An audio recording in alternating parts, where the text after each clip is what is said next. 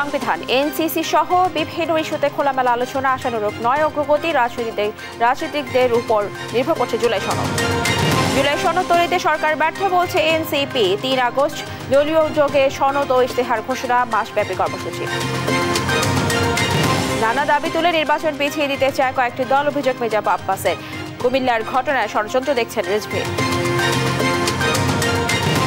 কুমিল্লার মুরাদনগরে ধর্ষণের ঘটনায় প্রধান আসামি ফজর আলী সহ গ্রেপ্তার 5। ভিডিও ছড়ানোর অভিযোগে হচ্ছে আলাদা মামলা। আজও কমপ্লিট শাটডাউন চট্টগ্রাম। এনবিআর চেয়ারম্যানের অপসারণ দাবিতে অনড় আন্দোলনকারীরা, সব ধরনের পরিষেবা বন্ধ। সেনাবহরে আত্মঘাতী হামলায় ভারতেরা আফগানিস্তানের সম্পৃক্ততা থাকতে পারে অভিযোগ, পাকিস্তানে দিল্লি ও কাবুলের অস্বীকার। এবং এশিয়া কাপ বাছাইয়ের সন্ধ্যায় ইয়াঙ্গুনে মাঠে নামছে বাংলাদেশ নারী দল। আফইয়াদাদের প্রতিপক্ষ বাহরাইন, জয়ের আশা করছে। দেখছিলেন সংবাদ শিরোনাম। সংবাদ দুপুরের সঙ্গে আছে আমি রাবি ইসলাম স্নেহা। এবার বিস্তারিত। রাজনৈতিক দলগুলোর সঙ্গে জাতীয় ঐকমত্য কমিশনের দ্বিতীয় পর্যায়ের 7ম দিনের বৈঠক চলছে। রাজধানীর ফরেন সার্ভিস একাডেমিতে বৈঠকের শুরুতে কমিশনের সহসভাপতি আলী রিয়াজ বলেন, রাজনৈতিক দলগুলোর উপর নির্ভর করছে জুলাইয়ের মধ্যে জুলাই সনদ তৈরি করা। সংবিধান ও রাষ্ট্রের মূলনীতি, জাতীয় সাংবিধানিক কাউন্সিল সহ বিভিন্ন ইস্যুতে নিজেদের অবস্থান জানায় দলগুলো। ফাহিম ইউসুফের রিপোর্ট। রাজধানীর ফরেন সার্ভিস একাডেমিতে রাজনৈতিক দলগুলোর সঙ্গে বৈঠকে বসেছে জাতীয় ঐকমত্য কমিশন। রোববার সকালে কমিশনের দ্বিতীয় পর্যায়ের 7ম দিনের এ বৈঠক শুরু হয়।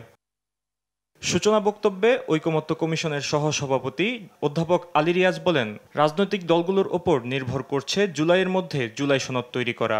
এছাড়া ঐক্যের বিষয়ে বিভিন্ন ক্ষেত্রে অগ্রগতি হলেও আশাব্যঞ্জক অগ্রগতি থেকে পিছিয়ে আছে কমিশন।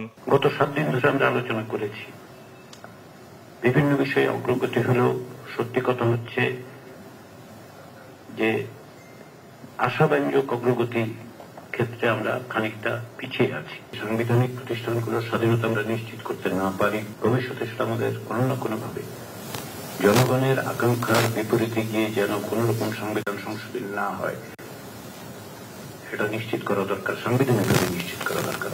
সংবিধান ও রাষ্ট্রের মূলনীতি, জাতীয় সাংবিধানিক কাউন্সিল, দ্বিকক্ষ বিশিষ্ট পার্লামেন্ট, রাষ্ট্রপতি নির্বাচন ও নারী প্রতিনিধিত্ব সহ বিভিন্ন ইস্যুতে আলোচনা করছে রাজনৈতিক দলগুলো। সংসদ ভেঙে গেলেও সাংবিধানিক ও সংবিধিবদ্ধ প্রতিষ্ঠানে নিয়োগ কমিটিতে বিরোধী দলের প্রতিনিধিদের বহাল রাখার দাবি জানান ইসলামী আন্দোলন সহ কয়েকটি দল। অন্যান্য বিরোধী দল সমূহের একজন প্রতিনিধি, তাকে যদি আমরা এই কমিটিতে সংসদ ভঙ্গ হওয়ার পরেও কোনোভাবে ভ্যালিড রাখতে পারি, তাহলে আমার মনে একটা ভারসাম্য থাকে। বিএনপি জানায়, নির্বাহী বিভাগ কর্তৃক সরকার ও রাষ্ট্র পরিচালনায় বাধা আসে এমন কোনো নিয়ম সংবিধানে সংযোজন করা ঠিক হবে না। নির্বাহী বিভাগ কর্তৃক সরকার এবং রাষ্ট্র পরিচালনার যে নিয়ম, সেখানে যাতে যথেষ্ট বাধাপ্রাপ্ত না হতে হয়, সেই জন্য আমরা মনে করেছি এই জাতীয় কোনো বিধান সংবিধানে সংযোজন করা ঠিক হবে না। কমিশনের ধারাবাহিক এ আলোচনায় অংশ নিয়েছে বিএনপি, জামায়াত, ইসলামী আন্দোলন, এনসিপি, গণসংহতি আন্দোলন সহ 30টি রাজনৈতিক দল। ফাহিম ইউসুফ, দেশ টিভি, ঢাকা। ফরেন সার্ভিস একাডেমিতে ঐকমত্য কমিশনের সঙ্গে বৈঠকের মধ্য দিয়ে বিরতিতে কথা বলছে বিভিন্ন দলের নেতারা। সরাসরি চলে যাচ্ছে সেখানে। জায়গাটা আছে, কয়েকটা দলের ভিন্ন মত আছে, আজকেও তারা সেটা আলাপ করেছেন। উচ্চ কক্ষের কথাটা এই জায়গা থেকে এসে নিম্ন কক্ষ কোনোভাবেই যাতে সংখ্যাগরিষ্ঠতার জোরে যাতে স্বেচ্ছাচারী হতে না পারেন, কোনো কিছু যাতে চাপিয়ে দিতে না পারেন, কোনো কর্তৃত্ববাদী শাসন যাতে বাংলাদেশে ফিরে আসতে না পারে, একটা চেকস অ্যান্ড ব্যালেন্সের জন্য, ক্ষমতার একটা যৌক্তিক ভারসাম্যমূলক ব্যবস্থার জন্য উচ্চ কক্ষের ব্যাপারে আমরা আলোচনা করেছি। যেখানে দ্বিমত হবে, উচ্চ কক্ষের ব্যাপারে একমত হলো উচ্চ কক্ষের 100 যে আসন প্রতিনিধিত্বটা কিভাবে হবে, এটা কি প্রাপ্ত নিম্ন কক্ষের সিটের আসনে হবে, নাকি সরাসরি দলগুলোর সারা দেশে প্রাপ্ত ভোটের সংখ্যানুপাতিক হারে বিপুল অধিকাংশ রাজনৈতিক দল আমরা মনে করি সারা দেশে দলগুলোর প্রাপ্ত ভোটের সংখ্যানুপাতিক হারে উচ্চ কক্ষের আসনটা নির্ধারিত হওয়া দরকার। যদি কেবলমাত্র সিটের সংখ্যানুপাতে উচ্চ কক্ষ হয় তাহলে সেই উচ্চ কক্ষের তেমন কোনো কার্যকরী ক্ষমতা, তার কোনো রাজনৈতিক বা নৈতিক কোনো ক্ষমতা থাকে না। এগুলো আলোচনা হবে। আশা করি আজকে খাওয়ার বিরতির পরে এ ব্যাপারে আরো আলোচনা করে আমরা অনেক ব্যাপারে আলোচনা হচ্ছে, আমরা দৌড়াচ্ছি অনেক জোরে, খুব বেশি এগোতে পারছি না, কিন্তু ইতিমধ্যে যেটুকু আমরা অগ্রগতি হয়েছে তার উপরে ভিত্তি করে সামনে নিশ্চয়ই আমরা এই জুলাই মাসে যাতে আমরা জুলাই সনদটা স্বাক্ষর করতে পারি সেই লক্ষ্য নিয়ে আমরা কিন্তু কাজ করছি। সবাইকে ধন্যবাদ। দর্শক, ফরেন সার্ভিস একাডেমিতে ঐকমত্য কমিশনের সঙ্গে বৈঠকের মধ্যে বিরতিতে কথা বলছিলেন বিভিন্ন দলের নেতারা। আমরা এতক্ষণ ছিলাম সেখানে। জুলাই ঘোষণাপত্র প্রকাশে সরকার ব্যর্থ হয়েছে অভিযোগ করে আগামী ৩ আগস্ট কেন্দ্রীয় শহীদ মিনারে ছাত্র জনতার উপস্থিতিতে জুলাই ইশতেহার ও ঘোষণাপত্রের পাঠের ঘোষণা দিয়েছে জাতীয় নাগরিক পার্টি এনসিপি। রোববার সকালে রাজধানীর বাংলা মোটরে দলের কেন্দ্রীয় কার্যালয়ে আয়োজিত সংবাদ সম্মেলনে এই ঘোষণা দেন দলের আহ্বায়ক নাহিদ ইসলাম। জুলাই আগস্ট গণ অভ্যুত্থানের বর্ষপূর্তি উপলক্ষে দলীয় কর্মসূচি ঘোষণা করেন তিনি। আরো জানাচ্ছেন তন্দ্রতারণ্য।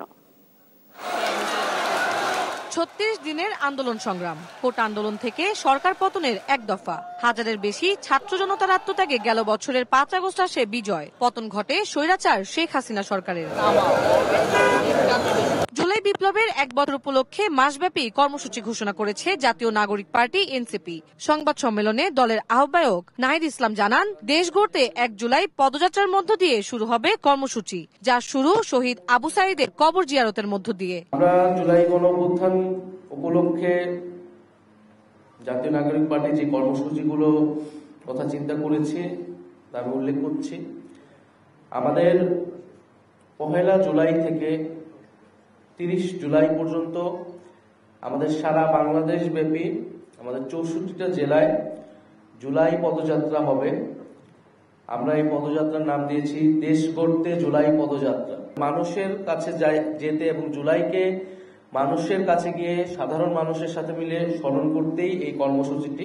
১৬ জুলাই বৈষম্য বিরোধী শহীদ দিবস পালনের আহ্বান জানান জাতীয় নাগরিক পার্টির আহ্বায়ক। বৈষম্য বিরোধী শহীদ দিবস ১৬ জুলাই, সেই দিনকে আমরা বৈষম্য বিরোধী শহীদ দিবস হিসেবে পালন করব এবং সারা দেশে শহীদদের জন্য দোয়া মাহফিল এবং স্মরণসভা অনুষ্ঠিত হবে।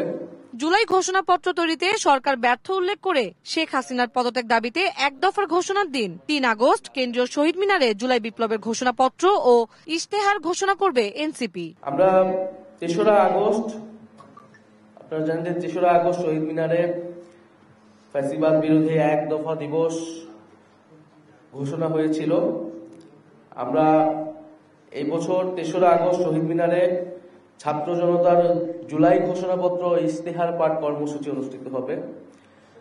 আপনারা জানেন যে জুলাই ঘোষণাপত্র যেটি সরকারের দেওয়ার কথা ছিল, আওয়ামী লীগ নিষিদ্ধের আন্দোলনের প্রেক্ষিতে ৩০ কার্য দিবস বলা হয়েছিল। সরকার যেহেতু ব্যর্থ হয়েছে, আমরা কারো উপর নির্ভরশীল নই। এই জুলাই ঘোষণাপত্রর দাবিটি আমাদের পক্ষ থেকেই উঠেছিল।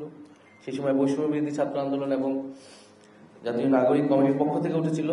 অর্থাৎ অভ্যুত্থানকারী যে ছাত্র জনতা আমাদের সাথে যুক্ত হয়েছিল, তাদের যে নেতৃত্ব, আমরা মনে করি এটা তাদেরই দায়িত্ব। যদি সরকার বা যে কোনো রাজনৈতিক দল সেটি সম্মত না হয়, এটি অবশ্যই আমাদের দায়িত্ব এই ঘোষণাপত্রটি জনগণের উদ্দেশ্যে, জনগণকে সাথে নিয়ে একটি ঘোষণাপত্র রচনা করা। ৮ আগস্ট নতুন বাংলাদেশ দিবস পালনের সিদ্ধান্ত থেকে সরকারকে সরে আসার আহ্বানও জানায় এনসিপি। আমরা ৫ই আগস্ট ছাত্র জনতার। তন্দ্রাতারণ্য, দেশ টিভি, ঢাকা। বিভিন্ন রাজনৈতিক দল নানা দাবি তুলে নির্বাচন পিছিয়ে দিয়ে দেশের সর্বনাশ করতে যাচ্ছে বলে মন্তব্য করেছেন বিএনপির স্থায়ী কমিটির সদস্য মির্জা আব্বাস। আর কুমিল্লার মুরাদনগরের ঘটনায় আওয়ামী লীগ দোসররা জড়িত বলে মন্তব্য করেছেন বিএনপির সিনিয়র যুগ্ম মহাসচিব রুহুল কবির রিজভী। রাজধানীতে আলাদা অনুষ্ঠানে এসব কথা বলেন তারা। তাইফুর রহমান তুহিনের প্রতিবেদন জানাচ্ছে নাইম আফসান। রাজধানীর ডিপ্লোমা ইঞ্জিনিয়ার্স ইনস্টিটিউশন মিলনায়তনে রমনা থানা বিএনপির নতুন সদস্য সংগ্রহ ও নবায়ন কার্যক্রম অনুষ্ঠান উদ্বোধন করেন বিএনপির স্থায়ী কমিটির সদস্য মির্জা আব্বাস। এ সময় তিনি অভিযোগ করেন একটি রাজনৈতিক চক্র নির্বাচন পিছিয়ে দিয়ে জাতিকে বিপদে ফেলার পায়তারা করছে। আনুপাতিক সিস্টেমে নির্বাচন না হয় তাহলে এই দেশে কোনো নির্বাচন হবে না। এক একজন একটা দাবি তুলে নির্বাচনকে পিছিয়ে এবং নির্বাচনের অবস্থা সর্বনাশ করে দিয়ে এই জাতি সর্বনাশ করতে চাচ্ছেন। আওয়ামী লীগের দোসররা যাতে বিএনপিতে স্থান না পায় সেদিকে নজর রাখার পাশাপাশি বিএনপির নামে চাঁদাবাজি বন্ধে দলের ত্যাগী নেতাকর্মীদের প্রতি আহ্বান জানান তিনি। এই চাঁদাবাজি করে অন্য দলের লোক, নাম হয় বিএনপির। খুব ভালো লাগতেছে কথাটা, তাই না? জানেন যখন ধরেন না কেন এদেরকে। এদিকে রাজধানীর নয়াপল্টনে বিএনপির কেন্দ্রীয় কার্যালয় সংবাদ সম্মেলনে দলের সিনিয়র যুগ্ম মহাসচিব রুহুল কবির রিজভী বলেন, কুমিল্লার মুরাদনগরের ঘটনায় আওয়ামী লীগের দোসররা বিএনপি ও সরকারের ওপর কালিমা লেপনে নানা অপকর্ম করছে। প্রশাসনের মধ্যে নানা জায়গায় দোসররা আছে, আপনারা দোসরদেরকে গ্রেফতার করুন, আইনের আওতায় নিয়ে আসুন, নিয়ে এসে তাদের বিচার করুন। কিন্তু সেটা না করার কারণে, সেটা ধীরগতি হওয়ার কারণে আজকে তারা সাহস পাচ্ছে এবং এই ধরনের একটা জঘন্য অপকর্মে তারা মেতে উঠেছে। আমি অবিলম্বে মুরাদনগরের এই যে নোংরা এবং বাজে যে ঘটনাটি ঘটিয়েছে তাকে গ্রেপ্তার করে তার দৃষ্টান্তমূলক শাস্তি দাবি আমি জোর দাবি। প্রশাসন সহ সমাজের প্রতিটি জায়গায় আওয়ামী দোসরদের চিহ্নিত করতে না পারলে এমন ঘটনার আরো ঘটতে পারে বলে মন্তব্য করেন রিজভী। নাইম আফসান, দেশ টিভি, ঢাকা। মুরাদনগরে ধর্ষণের ঘটনার মূল আসামি ফজর আলীকে ঢাকা থেকে গ্রেফতার করেছে কুমিল্লা জেলা পুলিশ। আর ভিকটিমের ভিডিও সামাজিক মাধ্যমে ছড়িয়ে দেওয়ার অভিযোগে আরও 4 জনকেও গ্রেফতার করতে সক্ষম হয়েছে তারা। মামলা করে আসামিদের আদালতে তোলা হবে বলে জানিয়েছেন পুলিশ সুপার। সহকর্মী সুমন কবিরের তথ্য ছবিতে জানাচ্ছেন সালমা জাহান। কুমিল্লার মুরাদনগরে বৃহস্পতিবার রাতে এক গৃহবধূকে ধর্ষণের অভিযোগে যুবক ফজর আলী স্থানীয়দের হাতে আটক হন। সেই সময় কয়েকজন ভিকটিমের আপত্তিকর ভিডিও ধারণ করে সামাজিক যোগাযোগ মাধ্যমে ছড়িয়ে দেয়। মুরাদনগর থানা পুলিশ ঘটনাস্থলে আসার আগেই পালিয়ে যান অভিযুক্ত ফজর আলী। পরে শুক্রবার ভুক্তভোগী নারী বাদী হয়ে থানায় মামলা করেন। মামলার এজাহারে বলা হয়, বৃহস্পতিবার রাত আনুমানিক 10টার দিকে অভিযুক্ত ফজর আলী দরজা ভেঙে ওই নারীর ঘরে প্রবেশ করে জোরপূর্বক ধর্ষণ করে। বৃহস্পতিবার 11:30 বাজে ফজর আলী আইছে, আইসা আমার ডাক দিচ্ছে। আমি কই কে, আমি দরজাটা মেলো। আমি কই কে রে, দরজাটা মেলো না। পরে দরজা ডাকাইছে, আমি মেলে দেখে দরজা খিলিরা ইয়া করে আইয়া পড়ছে। কি আইয়া পরে অত্যাচার করলো, কাপড় চোপড় সবকিছু খুলে লাগছে। খোলার পরে তারা আইসা পড়ছে, আর 27 জনে আইসে। আইয়া হেতেরও মারছে, আমারও মারছে। এখন অনেক ফোলাবাই তারা ভিডিও করছে। রোববার ভোরে ঢাকার সায়দাবাদ থেকে মূল হোতা ফজর আলীকে গ্রেফতার করেছে কুমিল্লা জেলা পুলিশ। আর ভিডিও ধারণ করে সামাজিক যোগাযোগ মাধ্যমে ছড়িয়ে দেওয়ার অভিযোগে ধরা হয়েছে আরও 4 জনকে। রামচন্দ্রপুর গ্রামে এক প্রবাসীর স্ত্রীকে ধর্ষণের অভিযোগ উঠছে এবং এ সংক্রান্ত মুরাদনগর থানায় একটি মামলা হয়েছে। আমরা মামলার প্রধান অভিযুক্ত মোহাম্মদ ফজর আলীকে ইতিমধ্যে আমরা গ্রেপ্তার করেছি এবং এই ঘটনায় এলাকার কয়েকজন ভিকটিমের কিছু ভিডিও ধারণ করে সোশ্যাল মিডিয়ায় ছড়িয়ে দেয় এবং এই কাজ যারা করেছে তাদের 4 জনকে আমরা ইতিমধ্যে গ্রেপ্তার করেছি এবং গ্রেপ্তার করে তাদেরকে আইনের আওতায় আনার প্রক্রিয়ায় আমরা আছি। পুলিশ জানিয়েছে তাদের বিরুদ্ধে আইনানুগ ব্যবস্থা নেওয়া হচ্ছে। নিউজ ডেস্ক, দেশ টিভি। কুমিল্লার মুরাদনগরের এক নারীকে ধর্ষণের অভিযোগে 5 জনকে গ্রেফতার করেছে পুলিশ। এই নিয়ে প্রেস ব্রিফিং করেছেন পুলিশ সুপার নাজির আহমেদ খান। এই বিষয়ে আরো জানাতে যুক্ত হচ্ছেন সহকর্মী সুমন কবির। সুমন, আপনি আমাদের জানাবেন প্রেস ব্রিফিং এ পুলিশ কি তথ্য জানিয়েছে? জি স্নেহ, আপনি যেটা বলছিলেন কুমিল্লা চাঞ্চল্যকর ধর্ষণ মামলার যে ঘটনা ঘটেছে সকলে জানেন। এই বিষয়ে আসলে আপনাকে জানিয়ে রাখি, কুমিল্লার যে 5 জন আসামি আসলে এর মধ্যে গ্রেপ্তার হয়েছে, তার মধ্যে প্রধান আসামি যে ফজর আলীকে ঢাকা সায়দাবাদ এলাকাতে গ্রেপ্তার করা হয়েছে। আমি আপনাকে এই বিষয়ে জানার জন্য কুমিল্লা মেডিকেল কলেজ হাসপাতাল আসলে রয়েছে, পুলিশ সুপার আমাদেরকে জানিয়েছেন। মেডিকেল কলেজে অবস্থান নিয়েছি এবং আমরা তথ্য নিয়েছি। মেডিকেল কলেজে উনাকে নিয়ে আসা হয়েছিল, আসামিকে ফজর আলীকে, এবং তাকে এখানে অর্থোপেডিক্সে ভর্তি করানোর পর তাকে চিকিৎসা দিয়েছে এবং আমরা এখন পর্যন্ত কোথায় রেখেছি সেটা আমরা তথ্য পাইনি।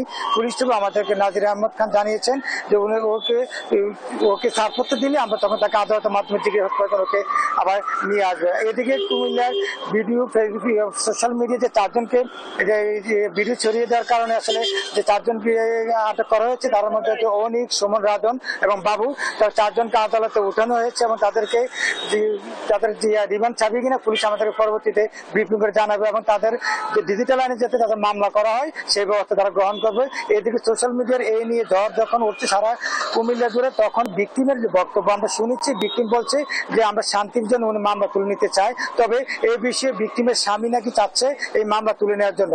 তো আমি ভিকটিমের যে রয়েছে তার সাথে কথা বলার চেষ্টা করতে উনি বলেছেন আসলে আমি চাচ্ছি, আমার স্বামী কথা বলছে না, আমি যখন আমার বাবার বাড়ি থেকে শ্বশুর বাড়ি থেকে বাবা বাড়িতে আসলাম, আসার পরে এই ঘটনা তাই স্বামী আমার সাথে কথা বলছেন মামলা তুলে নেওয়ার জন্য। তো আমি আপনাকে একটা তথ্য জানিয়ে রাখি স্নেহা, যে কুমিল্লার যে জেলা পুলিশ সুপার আমাদেরকে জানিয়েছেন যে ঘটনাটা ঘটেছে চাঞ্চল্যকর, এই ঘটনা আসলে 5 জন আসামি আমরা গ্রেপ্তার করতে সক্ষম হয়েছি এবং তাদেরকে রিমান্ডের আওতায় এনে আদালতে সুপর্দ করে আদালতের মাধ্যমে এনে আমরা তাদের শাস্তির সর্বোচ্চ বিধান দাবি করবো। এবং কুমিল্লা যারা সাধারণ মানুষ এবং শিশু সমাজের প্রতিনিধি রয়েছেন তারা আমাদেরকে জানিয়েছেন যে সর্বোচ্চ শাস্তিটা হোক, যার দৃষ্টান্তমূলক শাস্তি দেওয়া হয়। এই ছিল কুমিল্লা মেডিকেল কলেজ থেকে এবং চাঞ্চল্যকর দর্শন মামলা নিয়ে সর্বশেষ তথ্য।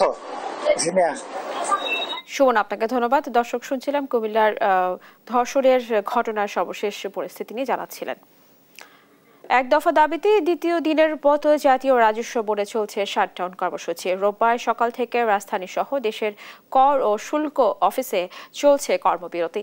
এ সময় এনবিআর চেয়ারম্যানের পদত্যাগ দাবি করে রাজস্ব খাত সংস্কারের অংশ নেওয়ার কথা জানান আন্দোলনকারীরা। এদিকে বিকেলে এনবিআর সংস্কার ঐক্য পরিষদের সঙ্গে বৈঠকে বসতে যাচ্ছে অর্থ উপদেষ্টা ডক্টর সালেহ উদ্দিন আহমেদ। মোহাম্মদ আলাউদ্দিনের রিপোর্ট, জানাচ্ছেন ইউসুফ ভুইয়া। চেয়ারম্যানের পদত্যাগের এক দফা দাবিতে গেল শনিবার এনবিআর সহ দেশের সব শুল্ক কর কার্যালয়ে পূর্ণাঙ্গ শাটডাউন কর্মসূচি পালন করে কর্মকর্তা কর্মচারীরা। এরই ধারাবাহিকতায় রোববার দ্বিতীয় দিনের মতো কর্মবিরতি চালিয়ে যাচ্ছে এনবিআর সংস্কার ঐক্য পরিষদ। কর্মকর্তা কর্মচারীদের উপেক্ষা করা হয়েছে জানিয়ে এনবিআর চেয়ারম্যানের পদত্যাগ দাবি করেন আন্দোলনকারীরা। যদি আমাদের আলোচনায় বসার জন্য অর্থ উপদেষ্টা মহোদয় ডাকেন, আমরা এটা বিবেচনা করে সেখানে যে আমরা এই চেয়ারম্যানের অপসারণ দাবি করব। আন্দোলনের শেষ এই পর্যায়ে এসে আমাদের দফা 1 দাবি 1 চেয়ারম্যানের পদত্যাগ। চেয়ারম্যান পদত্যাগ হওয়ার আগ পর্যন্ত চলবে। তারা আরো জানান সরকারের সঙ্গে আলোচনার জন্য তারা প্রস্তুত, তবে দাবি আদায় না হওয়া পর্যন্ত আন্দোলন চলবে। আজকে বা কালকের মধ্যে একটি আলোচনার খবর আমরা পাচ্ছি, তো আলোচনার ডাক পেলে তো যাবো, আমরা সবসময় যেতে প্রস্তুত, আলোচনাতে কোনো না নাই। এদিকে আইন শৃঙ্খলা নিয়ন্ত্রণে এনবিআর ভবনের ভেতরে অবস্থান নিয়েছে পুলিশ, বিজিবি ও কোস্টগার্ড সদস্যরা। ইউসুফ ভুইয়া, টিভি, ঢাকা। নিম্ন আদালতের বিচারকদের চাকরির শৃঙ্খলা বিধি অনুমোদন ও গ্রহণ করে 2018 সালের রায় স্থগিত করেছে আপিল বিভাগ। রোববার সকালে প্রধান বিচারপতি ডক্টর সৈয়দ রেফাত আহমেদের নেতৃত্বাধীন 6 বিচারপতির আপিল বেঞ্চ এ রায় দেন। গত 27 জুন এই আবেদনের উপর শুনানি শেষে রায়ের জন্য আজকের দিন ধার্য করেন আপিল বিভাগ। এর আগে নিম্ন আদালতের বিচারকদের চাকরির শৃঙ্খলা বিধির বহুল আলোচিত গ্যাজেট গ্রহণ করে আদেশ দিয়েছিল তৎকালীন প্রধান বিচারপতি মোহাম্মদ আব্দুল ওয়াহাব মিয়ার নেতৃত্বাধীন 5 বিচারপতির আপিল বিভাগ। ছাত্র জনতার গণ অভ্যুত্থানে গেল 5 আগস্ট রাজধানীর চানখারপুলে গুলি করে 6 জনকে হত্যা মামলায় কনস্টেবল সুজন সহ 4 জনকে ট্রাইব্যুনালে হাজির করা হয়েছে।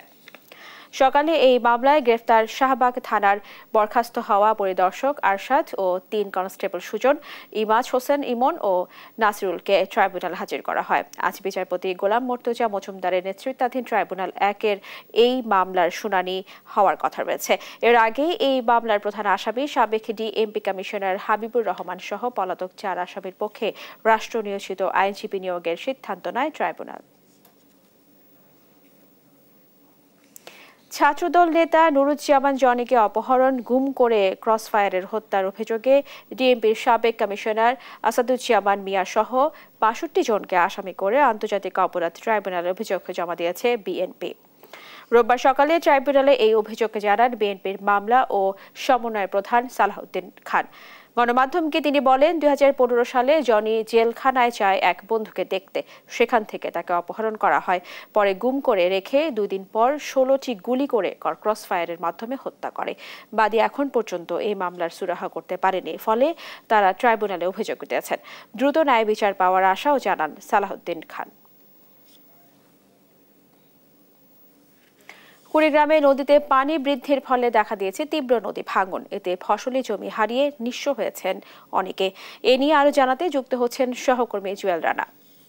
জুয়েল, আপনি আমাদের জানাবেন ভাঙনের ফলে কি কি ক্ষতি হয়েছে, এ নিয়ে কর্তৃপক্ষ কি পদক্ষেপ নিয়েছেন?